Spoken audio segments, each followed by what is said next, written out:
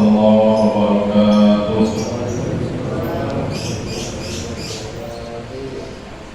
Alhamdulillahirabbil alamin. Alhamdulillahilladzi khalaqal mauta wal hayata liyabluwakum ayyukum ahsanu amala. Wa huwal azizul ghafur. Asyhadu an la ilaha illallah wahdahu la syarika lah wa asyhadu anna sayyidana Muhammadan abduhu wa rasuluh. Khalilur wa safiyuh adal amanah wa nasabal ummah wa jahada fi jihadi wa jahada fi sabilillah haqqa jihadi. Allahumma shalli ala sayyidina Muhammadin wa ala alihi wa ashabihi wa man tabi'ahum bi ihsan ila yaumiddin. Amma ba'du. Fa ya ibadallah, usikum wa ya nafsi bi taqwallah. Faqad fadal tabur. Bapak-bapak jamaah salat subuh di masjid yang kita sangat cintai ini, mudah-mudahan ibadah kita khususnya pada pagi yang mulia ini diterima oleh Allah Subhanahu wa taala. Amin ya rabbal alamin. Baiklah para jamaah sekalian, pada kesempatan yang baik ini saya akan membawakan hadiah siswa ini, yaitu yang berjudul bantuan mengurus jenazah sesuai dengan tuntunan Rasulullah Sallallahu Alaihi Wasallam. Kita semua pasti akan mati, benar kan Pak? Ada yang akan mati di sini. Setiap yang berjamaah pasti akan mati. Ini sering kita dengar. Kullu nafsin dha'iqatul maut. Ayat nama takunu yudrikumul maut, ya kan? Walaupun fi burujin musyayyadah. Dimanapun kita berada, pasti akan ketemu dengan yang namanya kematian. Walaupun kita berada di dalam tembok yang sangat kokoh, yang tua mati, yang muda juga mati. Para jemaah yang dirahmati Allah Subhanahu wa taala, ini judul ini sudah kita camkan ya sebenarnya jauh-jauh hari. Bukan karena anak saya dipanggil Allah Subhanahu wa taala ya. Kadang-kadang ini anak saya dipanggil terus judulnya ini bukan ya. Karena begini, seperti tadi yang Pak Andi sebutkan, di masjid kita Taqwa ini ada yang namanya layanan husnul khotimah. Nah, makanya kita berusaha ya, di salah satu kajian siswa ini akan kita bahas ya, sedikit sebenarnya ya, tidak bisa secara detail ya. Ini juga cuma teori kali ya. Nah, nanti kalau ingin jelasnya ya, kita bisa adakan yang namanya praktek. Ini sebagai teori aja ya. Yang mana mungkin yang penting buat kita. Kalau saat ini mungkin kita sudah tenang ya. Masalahnya di setiap RT itu biasanya ada yang namanya ambil ya, pengurusan jenazah, atau juga mungkin ada yang namanya lembaga sosial ya, untuk pengurusan jenazah. Tetapi bagaimanapun kita sebagai seorang muslim harus tahu ya, kalau bisa ya harus bisa di dalam pengurusan jenazah ini. Karena ya, terkadang begitu, ambilnya tidak ada di tempat. Dulu saya pernah merasakan ya, di RT saya itu ambilnya itu tidak ada di tempat. Orang kocar kacir ya, siapa yang bisa mandikan, siapa yang bisa mandikan. Akhirnya menunggu lama. Menunggu lama ini kan tidak boleh ya. Mayat itu tidak boleh ditunggu lama untuk memandikan ataupun menguburkannya. Kayak di sini kita akan kupas sedikit ya. Karena waktunya cuma 1 jam ya. Sebenarnya harus kursus ya, bisa berhari-hari. Nah itu insyaallah nanti akan kita Baiklah para jemaah sekalian, ini panduan mengurus jenazah sesuai dengan tuntutan Rasulullah SAW. Karena bagaimanapun baginda Rasul ini adalah uswah kita, qudwah kita. Apapun yang beliau laksanakan sebisa mungkin kita ikuti. Sebisa mungkin kita ikuti. Dari kalimat Muhammad bila usaha. Dan kita tidak boleh juga membuat-buat sesuatu yang di luar tuntunan baginda Rasul SAW. Kalau dengan kias, itu tidak masalah ya. Makanya di dalam pengurusan jenazah ini banyak sekali ya, terkadang kita lihat ya, perbedaan ataupun penambahan yang tidak perlu. Ini yang kita harapkan. Inilah tuntunan dari Rasulullah SAW. Walaupun ya, saya terus terang, saya bukan di sini ahlinya. Nanti kalau perlu kita bahas dengan benar-benar ahlinya ya silakan. Tetapi ini sebagai gambaran aja ya, sebagai gambaran aja. Baiklah para jemaah sekalian, nah ini kita mulai dengan bimbingan rohani untuk menghadapi musibah sakit. Bagaimanapun sakit ini merupakan cobaan dari Allah Subhanahu wa Ta'ala, ujian dari Allah Subhanahu wa Ta'ala. Semua kita pasti akan sakit, semua kita pasti akan mati. Ini sesuai dengan firman-Nya, ma asaba min musibatin fil ardi wala fi anfusikum illa fi kitabim min qabli an nabraha inna dzalika 'ala Allahi yasir. Bahwasanya musibah yang ada di bumi ini, musibah yang menimpa diri kita, itu semua telah ditetapkan oleh Allah Subhanahu wa Ta'ala. Min qabli an nabraha, sebelum Dia menciptakan dunia ini, sebelum Dia menciptakan jiwa-jiwa kita, itu Allah Subhanahu wa Ta'ala telah menetapkan takdir bahwa kita akan sakit, bahwa kita akan meninggal. Itu semua sudah ketetapan dari Allah Subhanahu wa Ta'ala. Inna dzalika 'ala Allahi yasir, sesungguhnya demikian itu sangat mudah bagi Allah. Apa itu faedahnya? Likaila ta'sau 'ala ma fatakum wa la tafrahu bima atakum, supaya kamu itu tidak berputus asa terhadap apa-apa yang telah hilang dari kamu. Ya, sekarang kita sakit berputus asa, meninggal anak berputus asa. Nah, ini ujian dari Allah. Allah katakan bahwa semua ketentuan itu telah Allah buat, kalau Allah putuskan, kalau Allah tulis di Lauhul Mahfuz sana, supaya kita tidak putus asa, supaya kita menerima takdir. Nah, itu Pak. Ini bagus nih ya, surah Al-Mahdi ini. Dikaya tak sawal aku, supaya kamu tidak putus asa dengan apa yang telah hilang dari kamu. Anak kamu bilang meninggal. Nah, ini kan tidak usah putus asa, udah begitu takdirnya. Udah Allah tetapkan. Nah, ajalnya ya, sampai di situ ya. Tugasnya di dunia ini, jatahnya di dunia ini ya terus segitu. Nah, itu yang harus kita terima. Wala taqrabu bima atakum. Nah, ini juga bagi orang yang kemungkinan tidak ditimpa musibah pada waktu itu. Wala taqrabu bima atakum, jangan terlalu gembira dengan apa yang Allah datangkan kepada kamu, Allah berikan kepada kamu. Nah, yang kena musibah jangan bersedih, yang tidak kena musibah jangan berbangga, jangan mencemooh.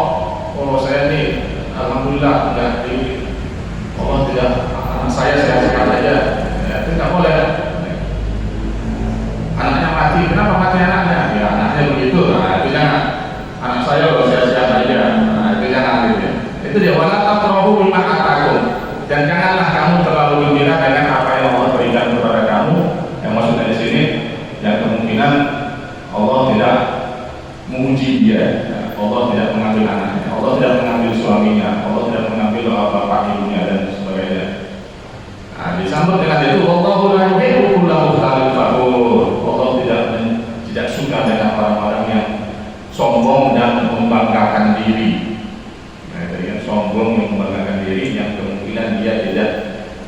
musibah oleh Allah Subhanahu wa taala. Nah, ini ya Pak, ini sekedar aja. Sabar ketika kita sakit, bahwa semua itu adalah cobaan. A'udzubillahi minasyaitonir rajim. Ini surah Al-Baqarah, wa la nabluwannakum bisyai'in minal khawfi wal ju' wa naqsin minal amwal wal anfus wath thamarat wa bashshiris sabirin. Ini ayat ini saya selama beberapa hari di rumah sakit itu ya, hampir sebulan lebih, hampir 2 bulan. Ayat inilah yang saya jadikan pedoman ya, untuk menghadapi cobaan atau menerima cobaan-cobaan Allah itu. Wa lanabluwannakum, dan sungguh pasti akan kami beri kamu bala, pasti akan kami uji kamu kata Allah Subhanahu wa taala. Ujian ya. Dengan sesuatu apa itu? Ketakutan, kelaparan, kekurangan harta, kekurangan jiwa, termasuk sakit, termasuk meninggal, kekurangan harta benda, dan sama buah-buahan. Wa bashshiris sabirin. Setelah Allah pasti akan menguji, dia katakan beri gambar gembiralah bagi orang-orang yang sabar. Ini kan kalau kita lihat ya mukjizat Allah juga ya, ataupun kalau seandainya kita dari segi apa ya, ini kok aneh, Allah pasti akan menguji, tetapi Allah akan memberikan kabar gembira kepada orang yang sabar. Apa itu? Apabila ditimpa musibah, dia mengatakan bahwa sesungguhnya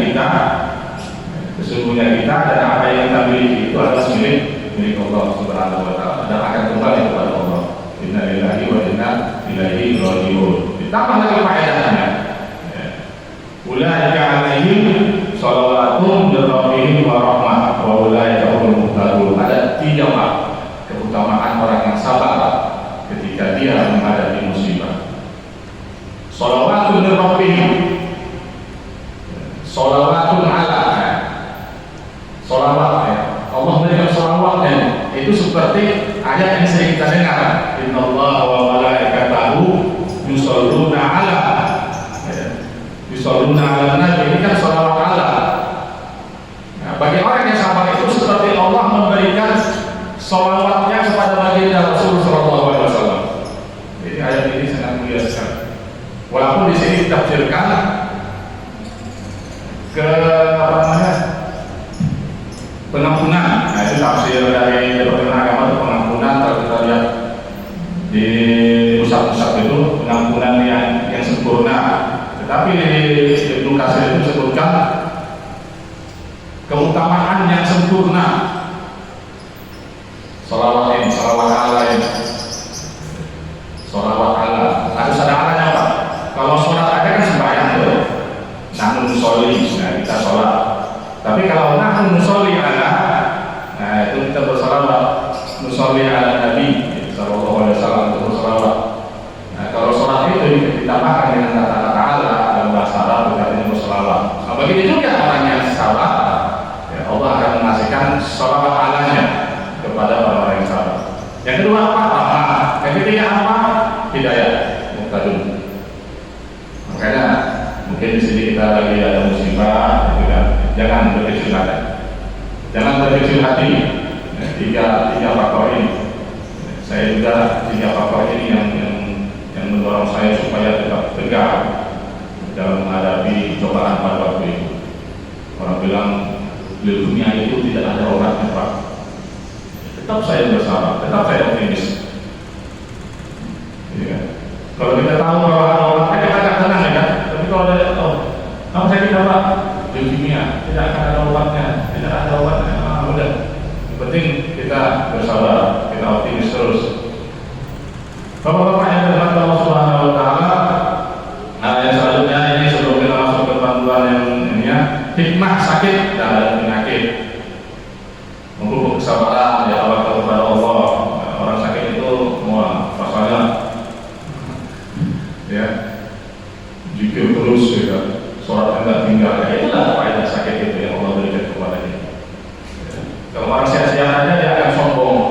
Nah itu dia. Derajatnya ditinggikan oleh Allah, mengingatkan akan nikmat Allah yang tidak terhingga. Nikmat sehat itu tidak terhingga Pak. kita sehat ini ya pergunakanlah kesehatan kita ya. Kita yang romsan qobla romsin, jagalah 5 sebelum datangnya 5, termasuk ya, sehatmu sebelum datang sakitmu. Pelajaran bagi mereka yang sehat, mensucikan hati dari berbagai penyakit rohani, ya, mengingatkan akan adanya pintu kematian yang salah satunya merupakan penyakit ya, pintu kematian. Membersihkan diri dari dosa-dosa. Orang sakit itu kan bawaannya istighfar dulu. Jangan sampai dia sakit malah tidak bertobat gitu lah, itu udah kurang ajar benar. Tanda-tanda kematian yang baik yang ini sedikit kita bahas. Di akhir hayatnya mengucapkan la ilaha illallah. Man akhiru kalamihi la ilaha illallah jabalal jannah. Makanya kita disarankan sebelum sakaratul maut itu si mayit itu kita talqinkan dengan la ilaha illallah. Tanda-tanda kematian yang baik juga kening berkeringat, basah dahinya, kita ada tandanya.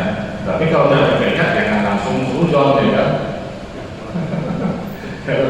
Yang berkeringat kalau ini orangnya nggak baik ini ya enggak. Ya, kalau ada keringatnya, nah di situ orangnya baik, ini sesuai dengan hadis baginda Rasulullah SAW. Orang mukmin itu meninggal dengan kering berkeringat, belum membasahi dahinya, ada di sini ya Arabnya. Yang ketiga meninggal di hari Jumat atau malam Jumat.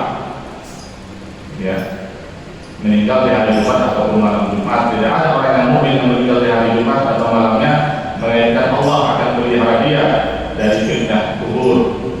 Dan juga sama ya. Kalau tidak hari Jumat berarti orangnya, kalau dia selain Jumat berarti orangnya buruk. Enggak. Ketepatan orang yang meninggal di hari Jumat sesuai dengan hadis ini, ya Allah insyaallah dia akan menjaga dari fitnah kubur. Bagaimana Pak? Ada pertanyaan itu orangnya jahat, tapi dia meninggal di hari Jumat, itu urusan Allah. Itu urusan Allah. Ya. Allah akan mengajarkan, Allah akan memberikannya nikmat kubur, itu urusan Allah. Kita tidak bisa mengklaim kita. Yang keempat, meninggal pada saat beramal soleh. Nah ini, makanya kita banyak-banyak beramal soleh. Meninggal ketika saat beramal soleh, lagi haji, lagi umroh, lagi baca Quran, lagi sholat, lagi puasa, syahid di medan jihad. Nanti jelas ya. Meninggal karena penyakit menular, meninggal karena penyakit perut, meninggal karena tenggelam dan tertimpa reruntuhan. Jadi adalah meninggal yang baik. Dijamin ke surga, itu nanti urusan Allah. Itu nanti urusan yaumul hisab, di perhitungannya nanti. Ya. Enggaknya otomatis ya.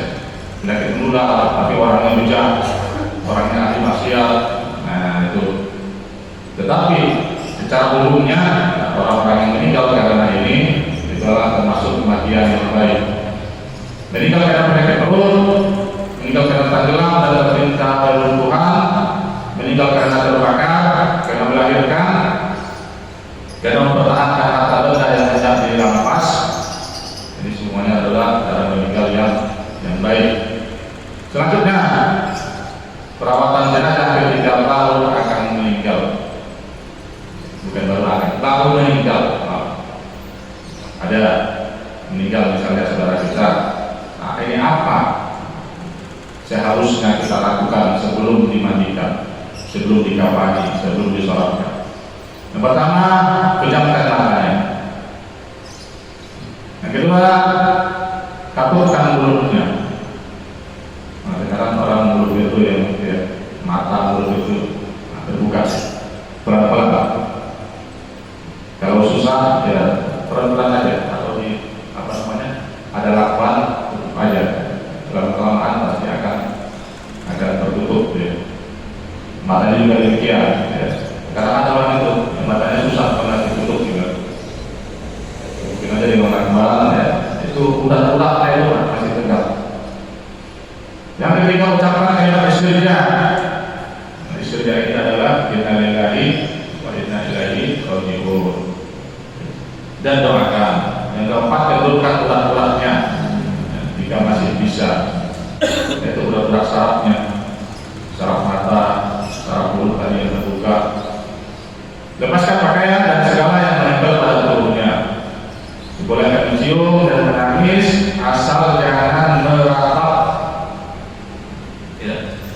jangan sampai meratap. Nanti kalau kita punya saudara, kita punya keluarga, tetangga, ada yang meratap, dilarang, ya, dosa malah.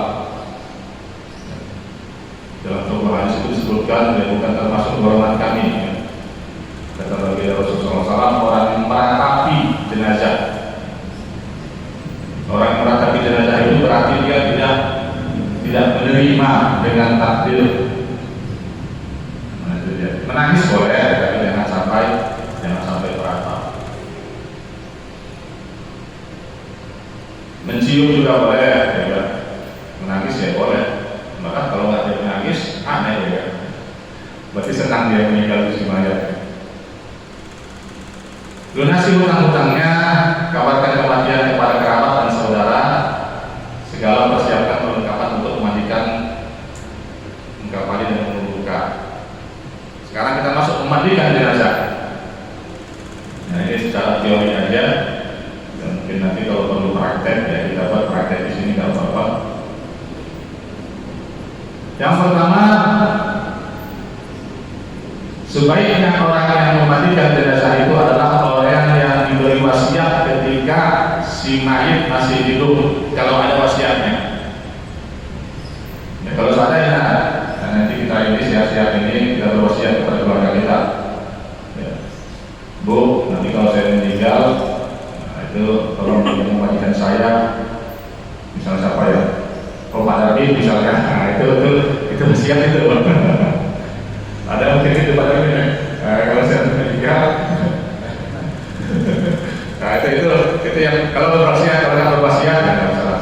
Yang kedua, kalau lelaki bapaknya, kalau lelaki, nah yang lebih utama lagi itu bapaknya yang memandikan, atau anaknya, anak laki-lakinya, atau kerabat terdekat, ya, pamannya, ya, sepupunya, tetapi yang penting lelaki.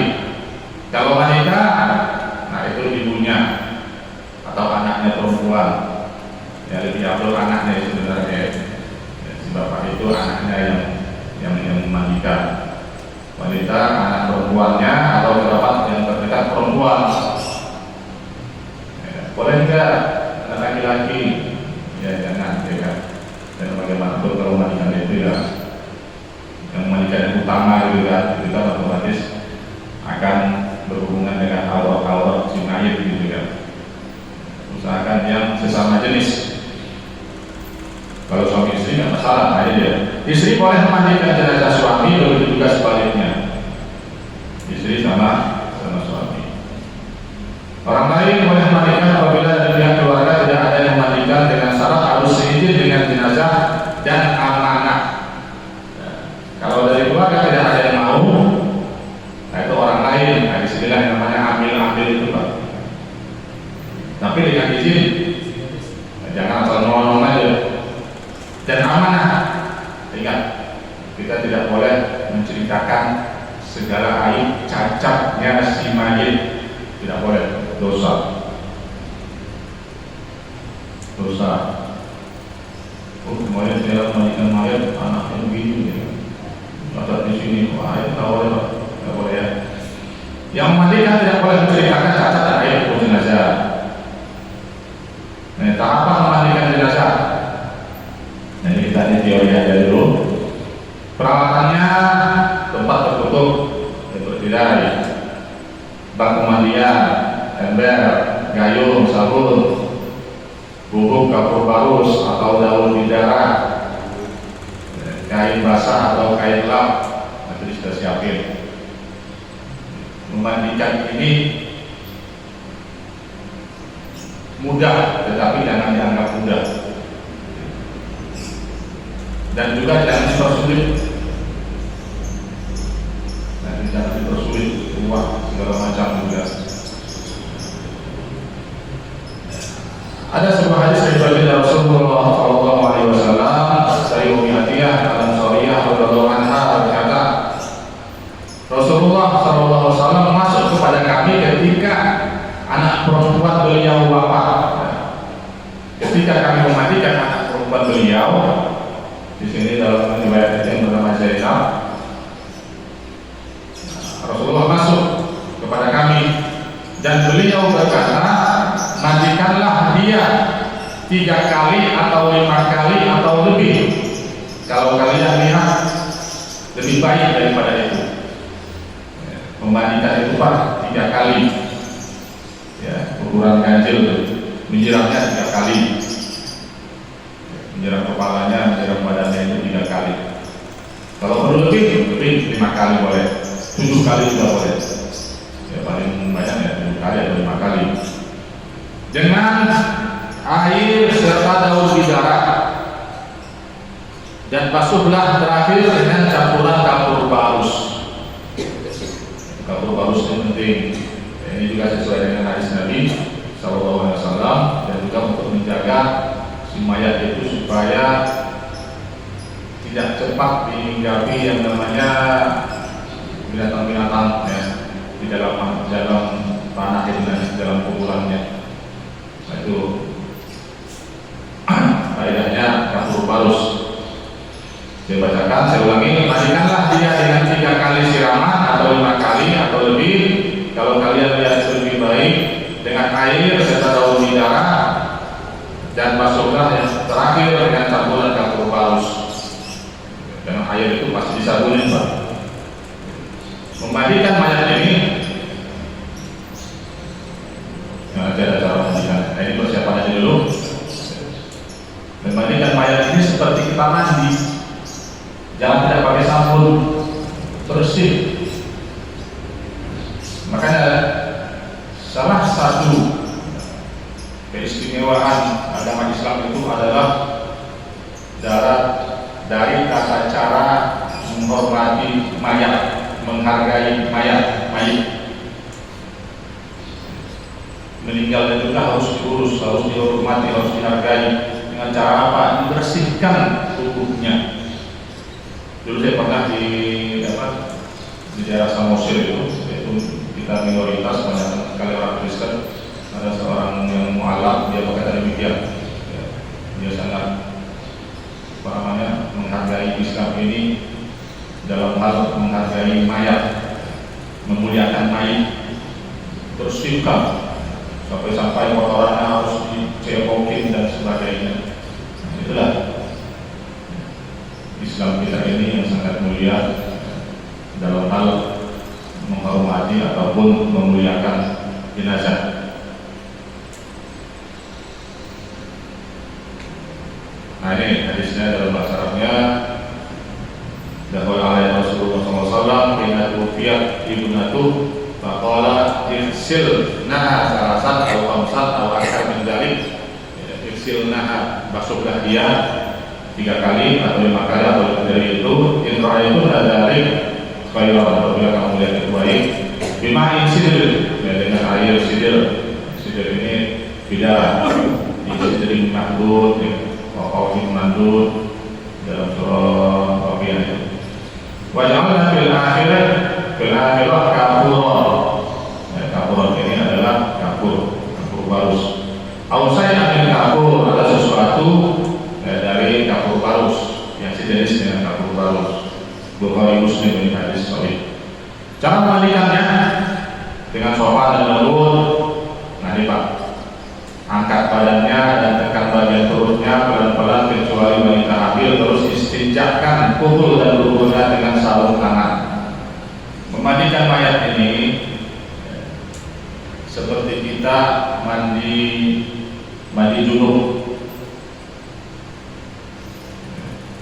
Kalau mandi junub itu sesuai dengan baginda Rasul SAW adalah kita bersihkan dulu kotoran. Jangan langsung diguyur. Begitu juga ada jenazah. Kita bersihkan kotorannya, kita istinjakan, duburnya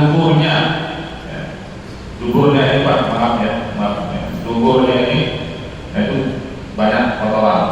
Dengan cara apa? Kita angkat kepalanya ini, kita angkat sedikit, terus perutnya kita tekan-tekan, itu pasti akan keluar. Karena udah awal kita gosok itu dulu, dubur itu pasti akan keluar lagi tuh kotoran itu sampai bersih. Kalau bisa, memang harus bersih. Ya, dengan sopan dan saja, jangan terlalu keras badannya dan dekat bagian perutnya pelan-pelan kecuali wanita hamil. Nah, jangan distinjakkan. Distinjak ini apa namanya, distinjak cebok ya kalau saya. Kubur ini yang depan, kubur yang belakang itu dibersihin dengan sarung tangan. Nah, dengan sarung tangan boleh pakai sarung tangan, ya boleh kalau suaminya, kalau istrinya, kalau anaknya. Terus yang ketiga, wudukan seperti wudu mau sholat, dimulai dengan baca bismillah. Setelah tadi bersih itu kemaluannya dan wudunya dengan kotoran, baru kita wudukan, Pak. Cara wudu ya biasa, pertama kumur-kumur, kedua hidung. Nah, kalau mayat kumur-kumur jangan masukkan air ke mulutnya, ke gampang kan dia. Kumur udah masuk ke jangan. Ya, ini aja. Seperti kita wudu kumur-kumurkan ya, kita oleskan aja di bibir air, terus ke hidung ya kan. Jangan hidung dimasukin, ya kan? Repot nanti. Nah, terus wajah, tangan, kepala, kaki. Nah, itu kita wudhukan dia. Selanjutnya mulailah menyiram dari arah kepala 3 kali, lanjut di seluruh badan, dahulukan sebelah kanan. Setelah itu baru kita siram kepala 3 kali. Kalau kita mandi wudhu kan gitu Pak ya. Nah, kita 3 kali kepala, terus ke seluruh badan, dahulukan sebelah kanan. Yang kanan dulu, baru yang kiri. Nah, juga 3 kali juga. Nah, ini hadisnya. Dari Ummu Atiyah radhiyallahu anha berkata, ketika kami memandikan putri Nabi sallallahu alaihi wasallam, Nabi bersabda kepada kami, dahulukanlah sebelah kanannya dan anggota wudhunya. Yang maksudnya wudhukanlah. Terus setelah tadi itu rambut 3 kali disampokan pakai ikat sampo, dikeramasin kepalanya dengan sampo. Bersih Pak, ini mayat ini harus bersih. Dia datang bersih, dia juga kembali kepada Allah bersih. Nah, inilah Islamnya yang sangat indah. Terus disabuni seluruh tubuh, dimulai dari kanan, diberingin, nah, terus beringin ke kanan, beringin ke kiri, dibersihin pakai air. Nah, terus diulang minimal 3 kali. Sudah kita bersihin, nah disiram lagi minimal 3 kali. Terakhir disiram dengan air kapur halus di atas kain basahan. Yang tadi yang kain air mineral tadi itu bisa langsung dicampur dengan sabun atau diguyurkan setelah bersih. Pakai sabun dulu, nah, kita bersihkan, baru terakhir dengan kapur halus di atas kain basahan. Yang mandikan mayat itu Pak tidak boleh telanjang begitu aja.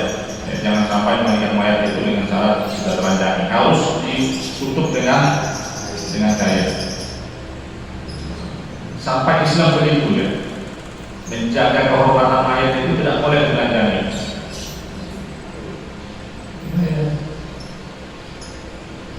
Indah sekali. Terus dilakukan dengan handuk. Rambutnya disisir kalau rambutnya panjang. Nah, ini dia cara memandikan mayat.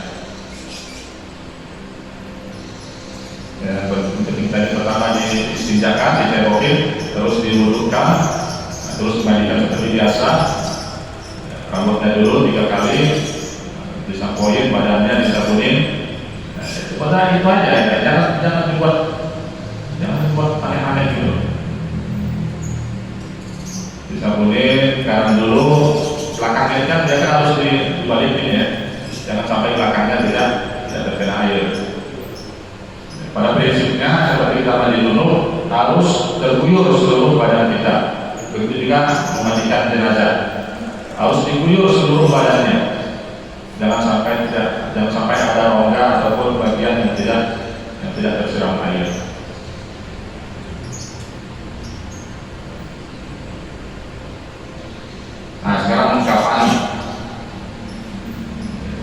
mengkafani ini lebih sulit daripada memandikan. Memandikan itu mudah sebenarnya Pak. Sekarang orang tidak mau memandikan karena merasa sulit karena merasa sulit. Sebenarnya rukunnya seperti kita mandi jenazah. Rukunnya itu sebenarnya, ya tapi kan kita jangan begitu aja ya kan. Ya rukunnya itu ya kita bersih dari kotoran, air terkuyur ke seluruh badan cukup. Ya, seperti kita mandi jenazah apa ya, mandi junub begitu rukun. Tetapi ya kita kan harus menghargai mayat. Itu kan harus yang sunnah-sunnahnya, harus yang padilah-padilahnya kita lakukan. Nah disitulah tadi itu tata caranya. Yang terlalu heboh itu setiap anggota badannya harus baca doa ini, setiap anggota badannya harus baca doa ini. Enggak. Doa nanti ada khusus. Kalau kita mau doa nanti setelah dikuburkan di rumah kita berdoa, kita banyak doakan untuk mayat itu, untuk anak kita, untuk suami kita, untuk istri kita, untuk keluarga kita. Dalam tata cara begini, ya kita tidak dianjurkan setiap anggota badan kita doain, kita bacain ini, kita bacain itu.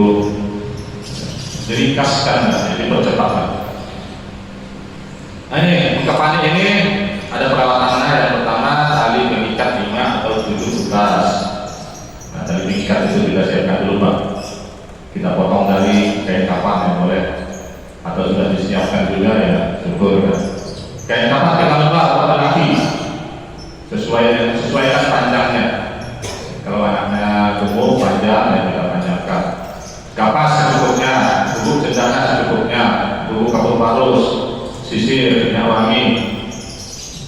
Ini kain kafan diutamakan dibeli dari harta si mayit. Kain kafan diutamakan Pak. Harta si mayitnya ada, kita beli dari kain kafan dari hartanya. Kalau orang dikasih ya nggak masalah ya kan. Biasanya kalau di RT itu sudah disiapin sama RT-nya, atau di masjid kita sudah disiapin juga di sini. Cara mengkafani jenazah lagi, ya, letakkan tali pengikat pada posisi atas kepala, dada, pinggul, lutut, dan bawah kaki. Disiapkan dulu nih. Sebelum membandingkan mayat itu, kain kafan harus sudah disiapkan. Ya, jangan memandikan dulu. Sudah dimandikan, mana kain kafannya harus disiapin ya kan. Siapin dulu kain kafannya dengan lengkap, nah, baru kita mandikan. Cara menyiapkan kain kafan ini, letakkan tali pengikat pada posisi atas kepala. Nah, tali yang dibuat dari kain itu dari kepala, dada, pinggul, lutut, dan kaki 5. Terus hapatkan kain kafan 3 lembar tadi. Nah, berarti tali itu di bawah, kain kafannya di atas. Hamparkan kafan secukupnya setelah ditaburi bubuk cendana dan kapur parus. Ini kapur parus lagi nih. Tadi memandikannya dengan kapur parus yang hancur-hancurkan. Sekarang kapur parus juga, bubuknya itu harus ditaruh juga situ. Letakkan jenazah di atas kain kafan dalam keadaan ditutup kain. Ya, habis kita mandikan, letakkan di atas kain kafan itu. Masih tertutup kain. Nanti kainnya dilepaskan ya. Kain yang kita bawa dari mandikan itu dilepaskan, baru ditutup dengan kain kafan. Sisir rambutnya, tutup lubang hidung dengan kapas dan telinga. Bungkus jenazah dengan kain kafan, helai-helai. Kita tutup coba. Dahulukan kanan disusul kiri dan dirapikan dan tutup muka jenazah. Terakhir baru buka jenazahnya. Kalau masih ada yang ingin lihat, tidak apa-apa, buka dulu mukanya. Kalau kita mau berangkat ke tempat pemakaman baru kita tutup. Ikat dengan tali yang sudah disiapkan. Diikat. Tadi kan ada 5 ya. Talinya itu kita ikat. Ikatnya jangan dengan simpul mati. Dengan simpul hidup, nanti bisa dibuka. Setelah selesai, percikan minyak wangi secukupnya supaya mayat tidak berbau. Nah, ini hadisnya dari Aisyah radhiyallahu anha, berkata Rasulullah SAW, dikapani dengan 3 lapis kain putih bersih, di dalamnya tidak ada baju dan sorban. Ya, bersih, tidak ada pakai baju. Kalau agama lain kan pakai baju, ya pakai simbol kehormatannya masih di situ. Kalau kita enggak. Nah, kecuali meninggal dalam keadaan berihram, lagi haji, lagi umroh, nah itu pakaikan kain ihramnya. Atau kalau meninggal dalam keadaan berperang, ya, ingat fisabilillah, nah itu pakaian yang dia bawa itu di situ,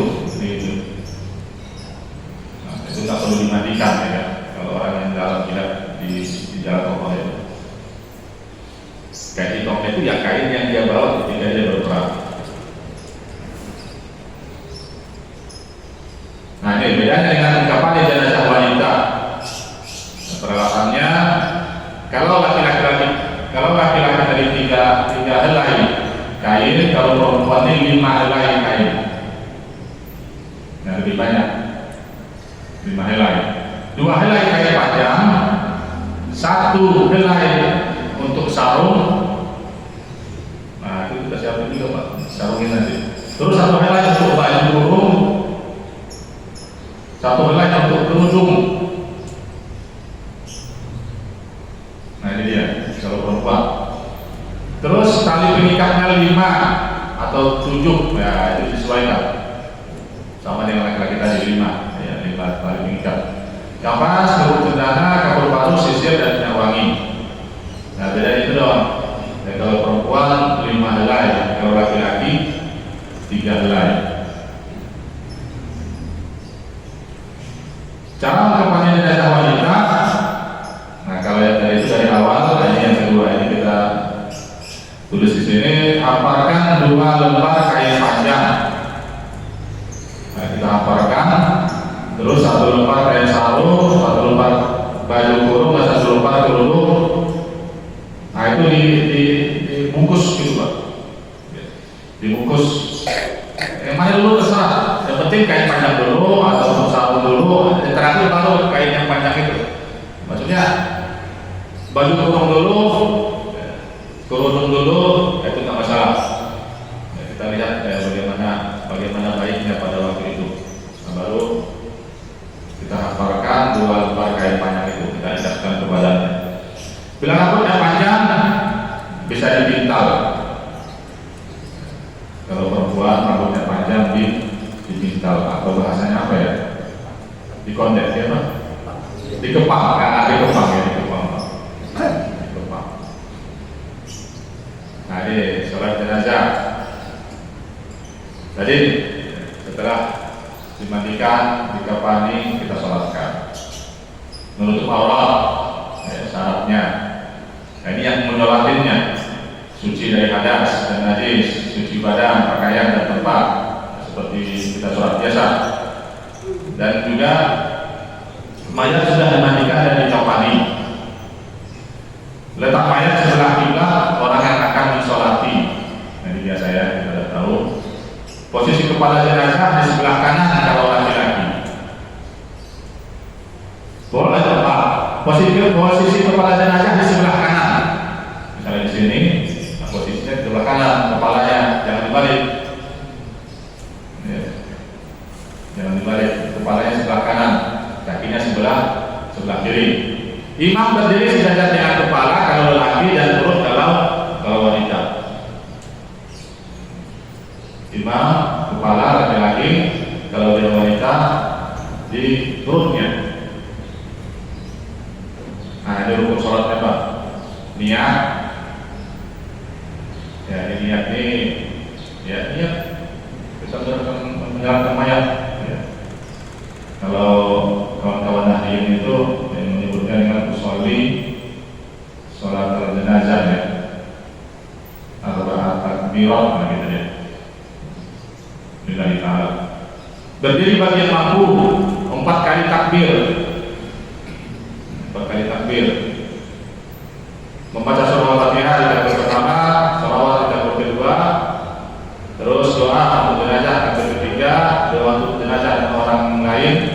laki takbir keempat, Allahumma fir lahu warhamhu wa afihi wa'fu anhu. Rabbana Allahumma fir laha warhamha wa afiha wa'fu anha. Itu cukup, tapi lebih panjang lebih bagus ya. Wa akhir bisulaha wa simadawalaha dan seterusnya. Mungkin saya kira bapak-bapak ini sudah pada hafal ya. Terus yang keempat juga, Allahumma tahina ajroha ya. Allah tahina ajroha wa la tahina ba'du wa firmana wa lahu. Terus salam. Nah, jika jenazahnya anak kecil belum balik, di doa di takbir yang ketiga itu dibaca ini, Allahumma ja'alhu qurratan wa dhukran li walidayhi wa syafi'an mujaban. Allahumma saqil bihim wa wajihihima wa 'azim bihim ujurahuma wa alhimhu bi shalihil mu'minin wa qihim rahmatika adzaban jahim. Lain doanya Pak buat anak kecil, karena anak kecil itu ya, posisinya dia tidak memiliki dosa karena belum mukallaf. Kalau tadi kan Allah ghafir lahu, ya Allah ampunilah dia, ampunilah segala dosanya ya. Karena kan anak kecil belum punya dosa, makanya kita baca ini. Ya Allah, jadikanlah kematian anak ini sebagai pahala dan simpanan bagi kedua orang tuanya. Jadikanlah anak ini, kematian anak ini sebagai pahala dan simpanan bagi kedua orang tuanya, dan beri syafaat yang dikabulkan doanya. Ya Allah, yang musibah ini beratkanlah timbangan perbuatan mereka, dan berilah pahala yang agung. Anak ini dikumpulkan dengan orang-orang yang saleh. Peliharalah dia dengan rahmatmu dari siksaan neraka jahanam. Nah, ini menguburkan jenazah, mengiringi jenazah dengan diam, tidak bersandar gurau, ya, tidak berzikir keras, ya, dengan bersandar gurau dan berzikir keras, ataupun dengan membaca Al-Quran, mengiringi jenazahnya, ya, diam aja gitu. Membaca Al-Quran ada di waktunya. Ya, bukan tidak boleh, ada di waktunya untuk membaca Al-Quran. Di sini supaya kita khusyuk, ya kan, mendoakan dia mengingat mati. Wanita sebaiknya tidak ikut pemakaman, sebaiknya. Tapi boleh nggak? Boleh. Dikhawatirkan kalau perempuan itu tidak bisa menahan emosinya. Terkadang mereka minta ikut, kita nggak bisa melarang, ya kan. Membaca salam dan doa kita masuki area pemakaman. Assalamualaikum ya ada dia, dan muslimin dan muslimat, pada Nabi Kumlahikun, ya kan. Itu ada salamnya itu. Para pengirim jenazah tidak duduk hingga jenazah diletakkan. Jangan duduk dulu, berdiri dulu. Orang yang melihat hendaknya menghormati dengan berdiri tegak, yang berkendaraan dan berjalan kaki hendaklah berhenti hingga dirinya lewat. Lewat aja jenazah ini kalau Islam menganjurkan supaya kita menghormati. Kita berdiri, kita berhenti. Dan dalam sebuah riwayat itu jenazah seorang Yahudi pun begitu, ya, Rasulullah SAW lakukan. Orang Yahudi apalagi orang Islam, ya, berarti tidak mengenal ya apa agamanya. Kalau dia sudah jadi mayat, berarti itu adalah makhluknya Allah Subhanahu wa Ta'ala yang harus kita muliakan, kita hormati. Jangan mengubur pada waktu terlarang, ya, jangan mengubur ataupun menyolatkan mayat pada waktu terlarang ini. Ini ada di Bulughul Maram ini, ya. Dulu ada, telah kita baca. Ada 3 waktu Rasulullah SAW melarang mensolatkan dan menguburkan jenazah, yaitu ketika matahari terbit hingga meninggi. Nah, ini waktu suruh ini. Nah, itu tidak boleh menguburkan jenazah. Matahari terbit ketika meninggi sedikit, ini nggak boleh sholat juga, Pak. Terbit ya sekitar 10 menit atau 15 menit baru kita mau sholat subuh, ya silakan. Begitu juga, ya, menyuratkan mayat ataupun menguburkan. Tapi jangan mayat bagi orang menguburkan mayat ketika ada waktu aja. Yang kedua, ketika matahari tepat di atas kepala hingga tergelincir. Zawal, ya, waktu zawal. Ya, itu juga tidak boleh sholat juga. Matahari betul-betul di atas kepala kita. Nah, itu tidak boleh menyolatkan mayat dan juga menguburkan mayat, kecuali tergelincir sedikit.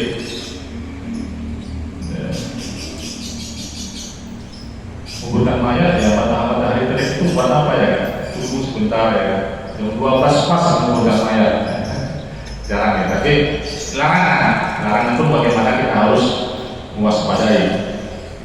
Ketika matahari mulai turun hingga tenggelam, ketika matahari mulai mau tenggelam ya, waktu maghrib, nah itu tidak boleh juga untuk menguburkan mayat atau mendoakannya atau lain. Yang ketujuh, jangan meninggikan kuburan lebih dari 1 jengkal. Ya. Kuburan boleh kita tinggikan, tapi jangan terlalu banyak. Itu untuk menandakan aja, Pak.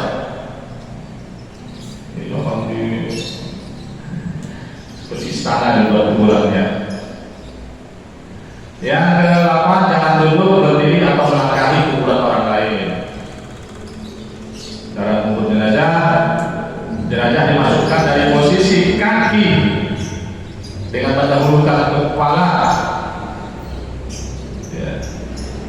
Posisi kakinya mana? Ada masuk kanan, kepalanya dulu. Posisi kaki di kuburan itu, Pak. Tapi mendahulukan kepala dengan membaca Bismillah wa ala millati Rasulillah. Bismillah wa ala millati Rasulillah sallallahu alaihi wasallam. Letakkan jenazah miring menghadap kiblat. Kita miringkan menghadap kiblat. Lepaskan tali-talinya. Ya, yang tadi kan harus kita kapanikan, diikat tuh. Nah, lepaskan. Makanya mengikatnya dalam simpul mati. Nah, kita lepaskan kain yang menutupi pipi dan jari-jari kakinya, ya, sehingga menempel ke tanah, ya, tubuhnya menempel ke tanah. Tutuplah dengan papan dan tanah. Papan dan tanah. Ya kalau daerah saya dulu ada apa? Nggak tahu sekarang ya. Mayat itu pakai apa? Pakai keranda namanya. Keranda. Seperti saya baru ikutin ya, atau Pak Harto ya, masuk sebagai keranda. Saya masih kecil ya.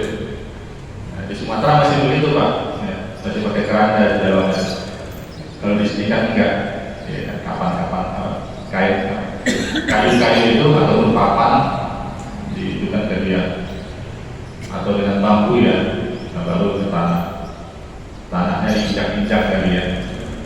Inilah kalau sudah menjadi mayat itu, ya kita nggak ada harganya ya kan. Makanya jangan sombong gitu, Pak. Ya, kita nggak boleh sombong. Karena bagaimanapun kalau kita sudah meninggal, kita sudah menjadi mayat, itu tidak akan ada harganya. Diinjak-injak orang, ya, walaupun dia seorang pejabat, ya kan. Berilah tanda di atas kuburan pada arah kepala, ya, lisannya. Nah itu boleh ya, harus ada tandanya. Doakan dan mintakan ampunan untuk jenazah. Nah alhamdulillah, nah, udah sampai sini pas banget itu Pak ya. Pas ya mungkin ya terakhirnya ya bagaimana kita doakan mayat ya. Ada takziah, ini perbedaan khilaf umat sampai sekarang tidak bisa kita persatukan ya. Dalam hal apa, tahlilan segala macam.